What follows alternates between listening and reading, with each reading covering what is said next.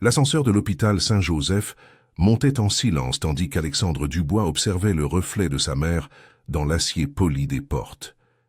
Hélène était plus fragile chaque jour, mais ses yeux conservaient cette lucidité perçante qu'il avait toujours protégée depuis l'enfance. À 45 ans, il dirigeait un empire technologique évalué à des milliards, mais à cet instant, tenant sa main tremblante, il n'était que le fils de la femme qui avait vendu des pâtisseries artisanales pour payer ses études. « Je dois te dire quelque chose à propos de Camille. » Hélène brisa le silence lorsque l'ascenseur s'arrêta entre deux étages, comme si le destin voulait accorder de l'intimité à cette conversation. Sa voix était rauque mais ferme. « Maman, encore ça ?» Alexandre soupira, anticipant déjà le sujet. Ces derniers mois, depuis l'annonce de ses fiançailles, Hélène avait manifesté une inquiétude croissante concernant sa future belle-fille. « Mon fils, je t'ai élevé seul. J'ai appris à lire les gens comme on lit les signes d'une tempête. » Elle serra sa main avec une force surprenante. Cette jeune femme a deux visages, l'un quand tu la regardes, l'autre quand elle pense que personne ne la voit. L'ascenseur se remit en mouvement. Alexandre sentit une irritation monter dans sa gorge. « Vous êtes injuste. Camille est parfaite avec moi, avec l'entreprise, avec tout le monde. »« Trop parfaite, » murmura Hélène, et quelque chose dans sa manière de prononcer ces mots rappela à Alexandre l'époque où elle avait découvert que son associé détournait de l'argent de leur première entreprise, 20 ans auparavant. Le même ton, la même certitude troublante. Lorsqu'ils arrivèrent au cabinet du neurologue, le docteur Antoine Fournier confirma ce qu'il suspectait déjà. La maladie dégénérative progressait. De nouveaux médicaments seraient nécessaires, des soins intensifs, des adaptations de la routine. Alexandre écoutait avec une attention clinique, prenant des notes sur sa tablette, planifiant des rénovations dans l'hôtel particulier, l'embauche d'infirmières spécialisées. Mais Hélène l'interrompit. « Docteur, je possède toujours ma lucidité, n'est-ce pas ?» demanda-t-elle directement. « Absolument, Madame Dubois. Votre mémoire et votre jugement sont intacts. C'est la motricité qui est affectée. » Elle se tourna vers son fils. « Alors tu sais que je ne délire pas quand je te demande ceci. Avant de te marier, observe comment Camille me traite quand elle pense que tu ne la vois pas. C'est tout. Si après cela tu veux toujours poursuivre ce mariage, je n'en parlerai plus jamais. » Dans la voiture, en rentrant chez lui, Alexandre roulait en silence sur le boulevard périphérique. La circulation était à l'arrêt, lui laissant trop de temps pour penser. Camille Laurent était apparue dans sa vie 2 ans auparavant, lors d'une conférence technologique à San Francisco. Diplômée de Stanford, issue d'une famille de l'ancienne bourgeoisie parisienne, elle parlait 4 langues et possédait cette beauté qui faisait tourner les têtes dans les restaurants. Mais maintenant, forcé de réfléchir, il percevait de petits détails qu'il avait ignorés. Comment elle changeait toujours de sujet quand il mentionnait son enfance modeste. Comment elle évitait les déjeuners du dimanche où il n'y avait que lui et Hélène. Comment ses sourires les plus chaleureux étaient toujours accompagnés de cadeaux coûteux. « Tu n'as jamais fait confiance à personne que j'ai ramené à la maison, » dit-il finalement, essayant de se convaincre lui-même. « J'ai menti à propos de Marina, » répondit calmement Hélène. « C'était une bonne fille, mais elle n'était pas faite pour toi. Mais cette fois, c'est différent, mon fils. Cette fois, j'ai peur. » Cette nuit-là, dans l'hôtel particulier de Neuilly-sur-Seine, Alexandre trouva Camille dans le salon, feuilletant des catalogues de décoration. Elle était éblouissante dans une robe rouge qu'il avait achetée à Paris, ses cheveux noirs tombant en vagues parfaites sur ses épaules. Quand elle le vit, son visage s'illumina de ce sourire qui avait conquis investisseurs et partenaires lors de dizaines de dîners d'affaires. « Mon amour, je choisissais les arrangements pour le mariage. J'ai pensé à des orchidées blanches, plus classiques. » Elle se leva et l'embrassa. « Comment va Hélène ?»« Elle progresse, » répondit-il, l'observant attentivement pour la première fois. « Nous allons devoir adapter la maison, embaucher plus de personnel soignant. » Pendant une fraction de seconde, quelque chose traversa le visage de Camille. C'était trop rapide pour en être certain, mais Alexandre jura y avoir vu de l'irritation avant que le masque de la préoccupation ne s'installe. « Bien sûr, mon chéri, ce dont elle a besoin. » Camille l'embrassa. « Mais as-tu déjà pensé qu'une clinique spécialisée serait peut-être meilleure, avec des professionnels 24 heures sur 24, des équipements adaptés ?»« Elle reste à la maison, » coupa Alexandre, et sentit son corps se tendre contre le sien.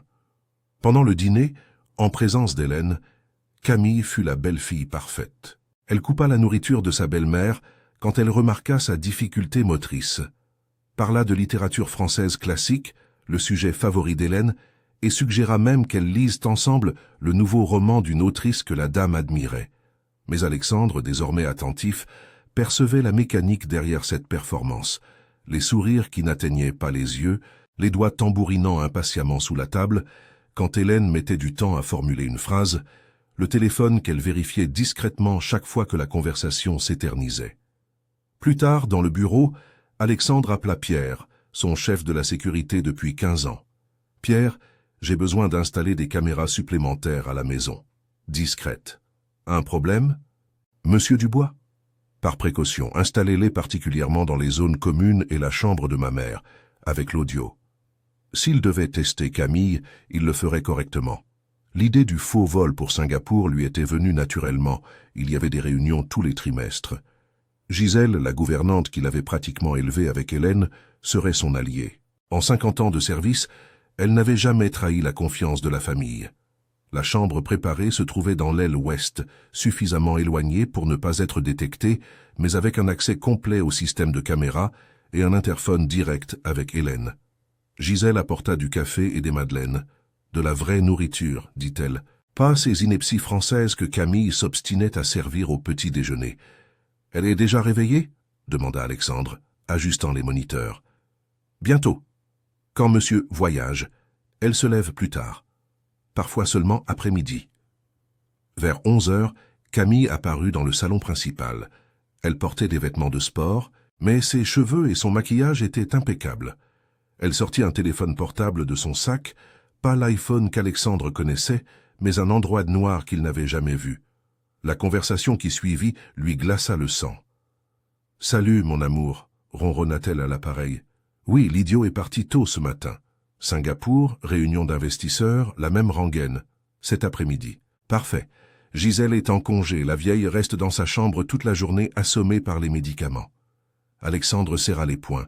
« Vieille, idiot. » Les mots le transpercèrent. « Bien sûr que j'y arriverai, » poursuivit Camille, arpentant le salon. « Je sais déjà où il garde tout. Le coffre-fort derrière le tableau de Matisse est d'une prévisibilité pathétique. Oui, Romain, je te l'ai déjà dit. Après le mariage, je réglerai le problème d'Hélène. 6 mois tout au plus, et elle sera dans une maison de retraite. Ou pire encore, si elle continue à être gênante. » Romain. Alexandre connaissait ce nom. Camille avait un cousin romain qui, selon elle, vivait au Portugal. Apparemment un mensonge de plus. Le moniteur de la chambre d'Hélène s'alluma lorsque Camille entra avec le plateau du déjeuner. La transformation était effrayante. Le sourire chaleureux avait disparu, remplacé par une expression d'ennui mal dissimulée. « Votre déjeuner, Madame Hélène. » Elle jeta pratiquement le plateau sur la petite table d'appoint. « Mangez vite, je n'ai pas toute la journée. »« Où est mon fils ?» demanda Hélène avec dignité. « Votre fils fait ce qu'il sait faire de mieux. Gagner de l'argent. L'argent que vous dépensez pour vos médicaments si chers et vos médecins privés. » Camille croisa les bras. « Savez-vous combien cela coûte de vous maintenir en vie chaque mois? Ce serait moins cher et plus pratique de vous faire interner. Vous ne feriez pas ça. » Camille se pencha, son visage à quelques centimètres de celui d'Hélène. « Après le mariage, je ferai ce que je voudrais, et vous irez là où je déciderai. Un hospice bien loin, où Alexandre vous rendra visite 1 fois par mois, si tout va bien. Avec le temps, il oubliera même votre existence. Mon fils, jamais. Votre fils est un homme en manque d'affection que je mène par le bout du nez. Les gens comme vous, issus de la pauvreté, se croient toujours malins. Mais l'argent n'achète pas la classe, la vieille, et il n'achète certainement pas l'intelligence pour voir ce qui est juste sous votre nez. » Hélène garda son sang-froid, mais Alexandre vit sa main trembler. « Sortez de ma chambre. »« Avec plaisir. L'odeur de vieillesse et de maladie me donne la nausée. » Quand Camille sortit, Hélène regarda directement la caméra cachée et murmura « Tu vois, mon fils ?» À 3 heures de l'après-midi, la sonnette retentit. Par les moniteurs, Alexandre vit Camille courir à la porte, vérifier ses cheveux dans le miroir du hall et ouvrir. L'homme qui entra était grand brun, environ 35 ans. Romain, le prétendu cousin. Le baiser qu'ils échangèrent n'avait rien de familial. « Mon manque t'a-t-il pesé ?» demanda-t-il, la saisissant par la taille. Toujours, petit frère, répondit-elle, et la façon dont elle prononça ce mot était chargée d'une ironie perverse. Ils se dirigèrent directement vers le bureau d'Alexandre. Avec une clé qu'il ignorait qu'elle possédait, Camille ouvrit la porte. Le bureau était son sanctuaire. Cuir anglais, bois précieux, éditions originales de classiques français ayant appartenu à son grand-père. La voir là avec un autre homme était une violation profonde. « C'est ici, » dit-elle en désignant le tableau, « derrière le Matisse. »« Combien penses-tu qu'il y a ?»« En espèces, environ 2 millions. Mais les documents sont le plus important. Actes de propriété, actions, procuration. Si nous parvenons à falsifier quelques signatures avant le mariage, nous n'avons pas besoin de falsifier. » Romain l'attira vers lui. « Une fois que tu seras sa femme, il suffira de changer les choses petit à petit. Des virements ici, une vente là. En 2 ans, la moitié de tout sera à ton nom, notre nom. Et s'il découvre ?»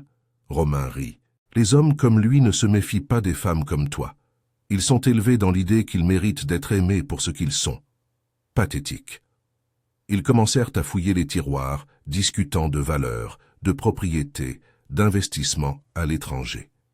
À chaque révélation, l'avidité devenait plus évidente. Ils parlèrent d'un compte au Luxembourg, d'un terrain sur le littoral valant des millions, et de la facilité avec laquelle ils pourraient détourner les dividendes des entreprises. « Et la vieille ?» demanda Romain nonchalamment. « Après le mariage, j'augmenterai progressivement les sédatifs. Je ferai en sorte que la maladie semble progresser plus vite. J'embaucherai une infirmière qui soit flexible. En 6 mois, je la déclarerai incapable et j'assumerai la tutelle. Ensuite, il suffira d'attendre que la nature suive son cours, ou l'aider un peu. » Alexandre sentit une violente nausée monter. L'interphone s'alluma. Gisèle appelait. « Docteur, Madame Camille est retournée dans la chambre de Madame Hélène. Elle a emporté des médicaments. » Il courut dans les couloirs, le cœur battant la chamade. Il pouvait entendre, par le moniteur qu'il tenait, la voix de Camille. « Prenez-en davantage, Hélène. Cela vous aidera à vous reposer. »« J'ai déjà pris mes médicaments. »« Prenez-en plus, c'est pour votre bien. » Le son de tiroirs s'ouvrant, de flacons cliquetant. Hélène protestant faiblement. Alexandre saisit le candélabre d'argent du couloir, un héritage de son arrière-grand-père, et enfonça la porte d'un seul coup. La scène qu'il découvrit l'emplit d'une fureur qu'il ignorait posséder. Hélène pâle, en sueur, la respiration superficielle, et Camille tenant 3 flacons de sédatifs vides. « Alexandre !» Camille laissa tomber les flacons. « Vous devriez être... à Singapour ?»« Non. Ma chère, j'étais ici, voyant tout, entendant tout. » Romain apparut à l'encadrement de la porte, mais en voyant Alexandre, il tenta de reculer. Pierre, l'agent de sécurité, se tenait juste derrière lui. « Pierre, appelez le docteur Fournier. Urgence, et ne laissez pas cet homme partir. » Tandis que Pierre s'occupait de Romain, Alexandre s'agenouilla près de sa mère. « Tiens bon, le médecin arrive. » Le docteur Fournier arriva en 15 minutes qui parurent des heures. Il confirma l'overdose, administra les antidotes nécessaires et prépara Hélène pour le transport à l'hôpital. « Nous sommes arrivés à temps, » dit-il, « mais si cela avait pris 1 heure de plus... » Dans le couloir, Alexandre confronta Camille et Romain. Elle tenta de jouer le rôle de la victime, des larmes parfaitement synchronisées coulant sur son visage. « Alexandre, je peux expliquer... » « Expliquer quoi? Que vous comptiez tuer ma mère? Que vous et votre amant... Non, pas cousin, amant, alliez voler tout ce que j'ai bâti? »« Amant ?» Elle tenta de feindre l'indignation. « Romain et mon... »« Assez, » coupa Alexandre. « J'ai tout enregistré, chaque mot, chaque geste, chaque crime. Vous avez 10 minutes pour quitter ma maison. Si vous ne le faites pas, j'appelle la police et dépose plainte pour tentative d'homicide. » Romain n'attendit pas 1 minute. Il s'enfuit en courant, abandonnant Camille. Elle tenta encore de s'approcher d'Alexandre, mais il recula. « Vous ne me connaissez pas, » siffla-t-elle, abandonnant complètement le masque. « Je vais vous détruire. Je vais dire à tout le monde que vous êtes un agresseur, un malade. Essayez. J'ai les enregistrements. Maintenant, partez. » L'hôpital Saint-Joseph possédait une aile VIP qui ressemblait davantage à un hôtel de luxe, mais pour Alexandre, voyant sa mère connectée à des moniteurs, ce n'était qu'un rappel de plus à quel point il avait failli la perdre. Hélène passa 3 jours en observation, se remettant de l'overdose. Ce fut durant cette période que Lucie Bertrand entra dans leur vie. Infirmière-chef du service de l'après-midi, Lucie avait 38 ans et une présence qui alliait professionnalisme impeccable et chaleur humaine véritable. Lorsqu'elle fut désignée pour s'occuper d'Hélène, Alexandre la reçut avec une hostilité mal dissimulée. « J'ai besoin de voir vos documents », dit-il sèchement. « Bien sûr », Lucie lui tendit son identification sans s'offenser. « J'ai aussi apporté mon CV complet, mes certifications et mes références. J'imagine qu'après ce qui s'est passé, monsieur souhaite s'assurer de tout. » Sa compréhension la désarmait partiellement. Tandis qu'il vérifiait les dossiers, tous impeccables, il l'observait prendre soin d'Hélène. Il n'y avait rien de théâtral dans ses gestes. Elle expliquait chaque médicament, demandait permission avant toute procédure, conversait avec Hélène sur la littérature en vérifiant les signes vitaux. « Vous aimez Marguerite Duras ?» demanda Lucie, remarquant le livre sur la table de chevet. « Mon auteur préféré » répondit Hélène, la voix encore faible. « La mienne aussi. L'amant me fait pleurer à chaque fois. » « Une provinciale parlant d'une autre provinciale, » sourit Hélène. « D'où venez-vous, ma chère ?»« D'Albi. Je suis venue à Paris pour étudier, il y a 20 ans. Ma mère y vit toujours. » La conversation s'écoula naturellement, et Alexandre remarqua quelque chose qu'il n'avait pas vu depuis des mois. Sa mère, véritablement à l'aise. Avec Camille, il y avait toujours une tension sous-jacente, même dans les moments apparemment harmonieux. Gisèle vint la visiter le 2e jour, apportant les madeleines qu'Hélène adorait. Lucie non seulement le permit, mais elle aida Hélène à manger sans se soucier des miettes sur le drap d'hôpital à 500 €. « Cette jeune femme est différente », chuchota Gisèle à Alexandre dans le couloir. « Elle a sa propre lumière. » Le 4e jour, Hélène sortit de l'hôpital. Alexandre avait transformé l'hôtel particulier. Équipements médicaux de pointe, une suite adaptée au rez-de-chaussée, barre d'appui, tout pour garantir confort et sécurité. Lucie fut engagée pour accompagner la transition et former les infirmières qui feraient l'écart. « Il n'y a pas besoin de tant de choses », protesta Hélène, voyant la mini-unité de soins intensifs installée chez elle. « Si, il y en a besoin », Alexandre fut catégorique. « Je ne sous-estimerai plus jamais un risque vous concernant. » Pendant ce temps, le monde de l'entreprise réclamait son dû. La rupture abrupte des fiançailles et la disparition d'Alexandre pendant une semaine avaient généré des spéculations. Les actions de l'entreprise avaient chuté de 8 points. Au conseil d'administration, Thomas Leclerc, le DAF, fut direct. « Alexandre, votre vie personnelle affecte l'entreprise. Les investisseurs sont nerveux. Nous avons besoin d'une explication. » Alexandre regarda autour de la table de verre où siégeaient 12 des dirigeants les plus puissants du pays. Pendant un instant, il envisagea de mentir, d'inventer une histoire acceptable. Puis il se souvint d'Hélène, de son courage à affronter des vérités difficiles. « J'ai commis une erreur de jugement », dit-il simplement. « J'ai fait confiance à la mauvaise personne. Je l'ai découvert à temps et j'ai corrigé l'erreur, comme je l'ai toujours fait en affaires lorsqu'une décision s'avère erronée. »« C'est trop vague », insista Leclerc. « C'est suffisant. Ma capacité de gestion reste intacte. Les chiffres du dernier trimestre le prouvent. Si mon honnêteté concernant une erreur personnelle est un problème, alors peut-être que le problème n'est pas le mien. » Sophie Moreau, la directrice la plus expérimentée, prit la parole pour la première fois. « Nous avons tous commis des erreurs, personnellement et professionnellement. La différence est qu'Alexandre l'admet. Je vote la confiance. » Un par un, les autres acquiescèrent. Leclerc fut mis en minorité. Chez Alexandre, la routine s'installa peu à peu. Lucie venait quotidiennement, coordonnant les soins d'Hélène avec une efficacité qui ne manquait pas d'impressionner. Mais son apport dépassait de loin la simple organisation. Elle introduisit de la musique dans la demeure, des mélodies de chansons françaises ou du jazz manouche jouant doucement en fond sonore pendant qu'elle assistait Hélène dans ses exercices. Elle apporta des éclats de rire, ses récits du quotidien hospitalier divertissant l'assemblée. Surtout, elle insuffla l'espoir, insistant sur la nécessité de la physiothérapie alors que d'autres considéraient cela comme vain. « Votre mère possède encore une force insoupçonnée », confia-t-elle à Alexandre après 2 semaines d'efforts. « Avec les bons exercices et une volonté constante, elle peut tout à fait retrouver une part significative de sa mobilité. » Les autres médecins avaient pourtant été catégoriques, affirmant que la maladie était dégénérative, vouée à une inéluctable aggravation, répliqua Alexandre. Les médecins ne détiennent pas toute la vérité, rétorqua Lucie avec un léger sourire, teinté de sagesse. Parfois, l'ardeur de vivre accomplit des miracles que la science médicale, même la plus avancée, ne parvient pas à expliquer. Elle avait vu juste. Après seulement 1 mois, Hélène parvenait déjà à se tenir debout, avec un léger appui.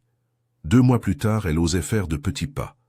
La maison, auparavant plongée dans une atmosphère pesante, retrouva peu à peu une véritable vitalité, une âme oubliée. C'est lors d'une de ces séances d'exercice que Lucie évoqua son rêve le plus cher, celui d'ouvrir une clinique communautaire, spécialement conçue pour les patients atteints de maladies dégénératives et dépourvus de ressources financières. La majorité d'entre eux décèdent chez eux, privés de tout traitement adéquat et de soutien spécialisé, expliquait-elle avec passion, tout en guidant délicatement Hélène. Avec un équipement médical moderne et des professionnels véritablement dévoués, nous pourrions transformer radicalement leur destin. « Pourquoi ne concrétisez-vous pas ce projet ?» demanda Alexandre, interloqué. « L'argent, c'est toujours une question de financement, n'est-ce pas ?» Il resta un instant silencieux, absorbant la vérité de ses mots, et l'idée profonde et pertinente commença à germer en lui. 3 mois après l'incident qui avait bouleversé leur vie, Pierre apporta des nouvelles des plus perturbantes. Camille et Romain étaient de retour à Paris. Ils menaient des enquêtes discrètes, posant des questions sur la routine de la maison, s'informant sur Lucie et surtout sur Hélène. « Ils manigancent clairement quelque chose », m'avertit Pierre, le ton grave. La confirmation de ses craintes ne tarda pas, arrivant par voie électronique. Lucie reçut un email, une invitation à une réunion cruciale concernant le financement de sa future clinique communautaire. Le message était signé d'une fondation que personne dans leur entourage ne connaissait. L'adresse indiquée était celle d'un immeuble de bureaux anonyme situé au cœur de Paris. « C'est un piège », déclara Alexandre immédiatement, son esprit vif ayant déjà fait le lien. « Évidemment », acquiesça Lucie, son regard trahissant une détermination nouvelle. « La véritable question est de savoir comment nous allons y faire face. » Hélène, désormais pleinement lucide et activement impliquée dans leurs conversations stratégiques, eut alors une idée audacieuse, inverser la donne, envoyer quelqu'un d'autre à la place de Lucie. C'est ainsi que la détective privée Cécile Dubois, une experte reconnue en affaires corporatives, se transforma en Lucie. Vêtue de manière similaire, arborant une perruque et des lunettes qui recréaient fidèlement l'apparence de l'infirmière, elle se rendit au rendez-vous. Elle était équipée d'un micro dissimulé d'une micro-caméra et suivie de près par une équipe de soutien prête à intervenir. Alexandre, quant à lui, surveillait l'intégralité de la scène depuis l'intérieur d'une camionnette discrètement stationnée à proximité, accompagné de 2 policiers en civil. Camille et Romain firent leur apparition avec une ponctualité sinistre. Leur approche fut dénuée de tout détour. Ils proposèrent à Lucie 100 000 € en échange de sa complicité pour droguer Hélène une fois de plus. La vieille aurait déjà dû être morte depuis longtemps, lança Camille, sa voix chargée d'une haine palpable et non dissimulée. Vous avez contrarié nos plans, mais nous pouvons encore finir le travail. Et si je refuse de coopérer ? Demanda Cécile, maintenant son rôle avec une froide assurance. Alors des accidents fâcheux risquent de se produire, menaça Romain, le regard sombre. Avec vous, avec votre mère à Albi ? C'en était assez. À ce signal, les policiers intervinrent prestement, les arrêtant tous 2 en flagrant délit pour tentative de corruption, menace et complot en vue d'un homicide. Camille tenta encore une fuite désespérée, mais perdit un talon, chuta lourdement et fut menottée là, sur le trottoir, sous le regard médusé de dizaines de badauds qui filmaient la scène avec leur téléphone. Les journaux du lendemain affichaient en gros titres « L'héritière escroc arrêtée en flagrant délit ». Le procès fut rapide. Avec les enregistrements et les témoignages, aucune défense n'était possible. Camille écopa de 8 ans, Romain de 5. 1 an plus tard, la clinique Hélène Dubois fut inaugurée en Seine-Saint-Denis. 1000 mètres carrés d'espoir, dotée d'équipements de pointe et d'une équipe dirigée par Lucie. Alexandre ne se contenta pas de financer, il devint également président du conseil d'administration, alliant son expertise en gestion à la vision médicale de Lucie. Le jour de l'inauguration, Hélène coupa le ruban. Elle était dans un fauteuil roulant motorisé qu'elle conduisait elle-même, le visage radieux de fierté. « Mon fils a toujours été doué pour construire des choses, » dit-elle au microphone. « Mais cette fois, il a construit quelque chose qui compte vraiment. » Ce soir-là, sur la véranda de l'hôtel particulier, Alexandre et Lucie observèrent le jardin. Leurs mains se rencontrèrent naturellement, sans drame ni déclaration. « Tu sais ce que j'ai appris ?» dit-il doucement. « Quoi ? Que le véritable amour ne porte pas de masque. Il ne fait pas de grandes entrées. Il est, simplement. » Lucie sourit, serrant sa main. « Il t'a fallu du temps pour apprendre ça. » Les meilleures leçons prennent toujours du temps. Hélène, observant depuis le salon à travers la porte vitrée, sourit. Gisèle, à ses côtés, murmura « Celle-là a sa propre lumière, je ne l'avais pas dit. »« Tu l'avais dit. » Hélène acquiesça. « Et cette fois, mon fils a vu. » Dans le jardin, les lucioles commençaient leur danse nocturne, de petits points de lumière dans l'obscurité. Comme la vérité, pensa Alexandre. Petite, parfois difficile à discerner, mais quand on la découvre, elle illumine tout autour. Camille était du passé, une leçon apprise de la pire des manières. Mais grâce à elle, ironiquement, il avait découvert ce qui importait vraiment. La mère qu'il avait toujours protégée, la loyauté de personnes comme Gisèle et Pierre, et maintenant Lucie. Non pas une femme parfaite, mais une femme réelle, avec ses propres rêves, ses défauts assumés, et une bonté qui n'avait pas besoin d'un public. La clinique soignait 50 patients par jour. Hélène allait mieux contre tous les pronostics, et Alexandre, pour la première fois en 45 ans, ne construisait pas un empire. Il construisait une vie.